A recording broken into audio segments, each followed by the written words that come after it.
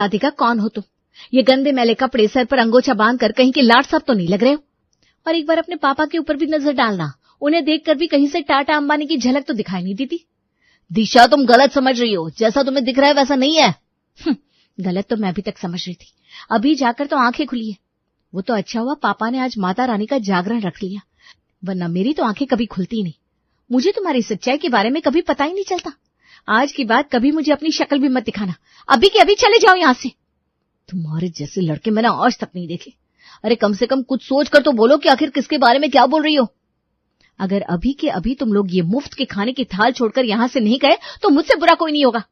नौकरों को बुलवाकर धक्के मारकर पंडाल से बाहर निकलवाऊंगी। मेरी ही अकल पर पर्दे पड़ गए थे जो तुम्हारे जैसे लड़के के साथ मैंने प्यार किया।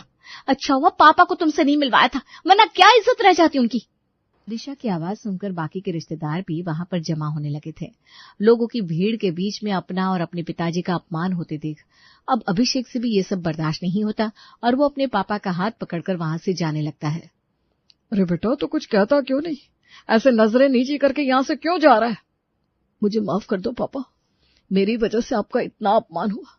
अगर मुझे पता होता ना कि दिशा ऐसी लड़की निकलेगी तो मैं कभी भी उसके साथ अपने रिश्ते को आगे न बढ़ाता। अरे बेटा, इसमें दिशा की भी कोई खास गलती नहीं है। उस बेचारी को तो पता ही नहीं है कि तुम कौन हो, क्या करते हो। पापा, आप उसकी तरफदारी करना बंद करिए, इतनी नादान भी नहीं है वो। और सबसे बड़ी बात, एक बार तो मेरी बात सुन ही सकती थी, लेकिन नहीं, उसे तो सिर्फ शोर मचाना था और अपनी अमीरी का ढोल बजाना था। बजाने दीजिए। आज के बाद भूल जाइएगा आप लोग कि मैंने आपको किसी दिशा नाम की लड़की से मिलवाया भी था।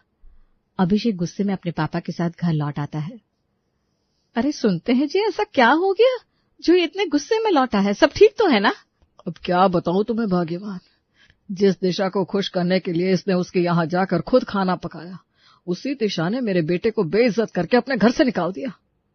लेकिन मैं पूछती हूँ, ऐसा क्या हो गया जो अचानक से दिशा ऐसा बर्ताव करने लगी?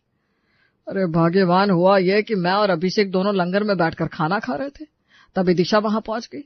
उसने हमें रास्ते का भिखारी समझ लिया। उसे तो यही लगा कि हम भिखारियों के बीच में बैठकर उनके यहाँ मुफ्त का लंगर उड़ाने आए हैं। बस इसी बात पर वो भड़क गई और हमें खरी खोटी बातें सुना डाली। अरे जाइए, आप लोग तो बच्चों की तरह मुंह फुलाकर वहां से चले आए हैं। एक बात बता अभिषेक, आज से पहले कभी तूने उसे बताया था कि हमारा क्या काम है, हम किस चीज का व्यापार करते हैं? नहीं माँ, मैंने उसे कभी नहीं बताया था कि हमारा छोले पूरी का काम है।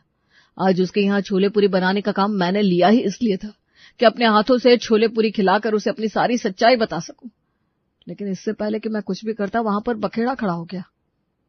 अरे बेटा, उसने जो कुछ भी कहा अनजाने में कहा, वो तो